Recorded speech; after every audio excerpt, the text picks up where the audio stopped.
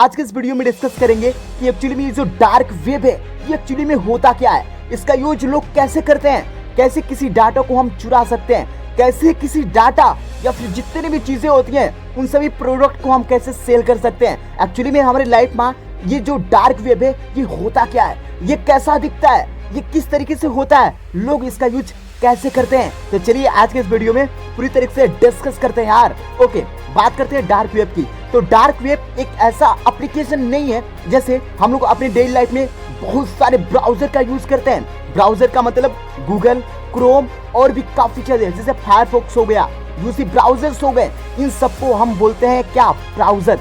लेकिन dark web ऐसा बिल्कुल भी नहीं दिखता, किसी को भी नहीं दिखता।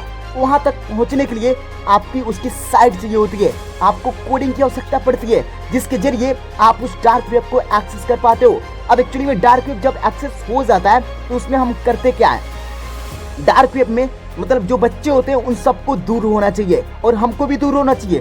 बिकॉज अगर आप डार्क वेब का यूज कर रहे होते हो तो वहां पे आप किसी का भी डाटा एक्सेस कर सकते हो। अदरवाइज अगर आपके पास कोई भी, फॉर एग्जांपल आपके पास बहुत सारे हथियार हैं, उन सभी हथियार का अगर प्रोडक्ट को सेल करना है, एज अ परचेज करना है, तो आप वहां पे डार्क वेब का यूज कर सकते हो। उसके अलावा अगर आपको बहुत सारे as a websites, as a fake websites बनाना है, फेक एप्स बनाना है, उसके अलावा और भी ज्यादा जिस किसी यूजर का पासवर्ड एक्सेस करना है, तो आप यहाँ पे डार्क वेब का यूज कर सकते हो। डार्क वेब एक तरीके से डार्क वेब में दिखाई देता है, जिसके जरिए आप किसी भी यूजर का डाटा एक्सेस करके उसके साथ ब्लैकमेल कर सकते हो। इसलिए जितने भी यूजर होते हैं उन सभी यूजर को उस डार्क वेब से दूर होना चाहिए, क्योंकि ये पूरी तरीके से इनलीगल नहीं होता है। ये भारत सरकार की नजर में एक पूरी तरीके से लीगल इनलीगल काम करता है, इसलिए सभी बच्चों को इससे दूर होना चाहिए। और यहाँ पे अगर आप इस पे जाते हो तो आप ये साइबर क्राइम का एक आप शिकार हो सकते हो।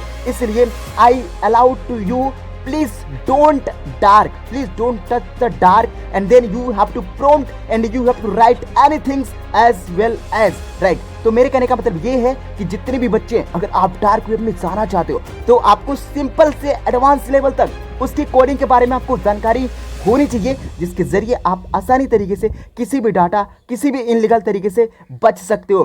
तो डार्क वेब में आपको उम्मीद करता हूँ कि अच्छी तरीके से इस वीडियोस में या फिर जो भी मैंने आपको प्रॉम्प्ट दिया उससे आपको आसानी तरीके से समझ में आ गई होगी कि एक्चुअली में हम डार्क वेब का यूज कैसे करते हैं। छोटे बच्चे इससे बिल्कुल भी दूर रहें। अगर आप बहुत ज्यादा इंटरेस्टिंग रखते हैं एज अ कोडिंग की दुनिया में, एज अ डार्क वेब की दुनिया में, then we can join us. I will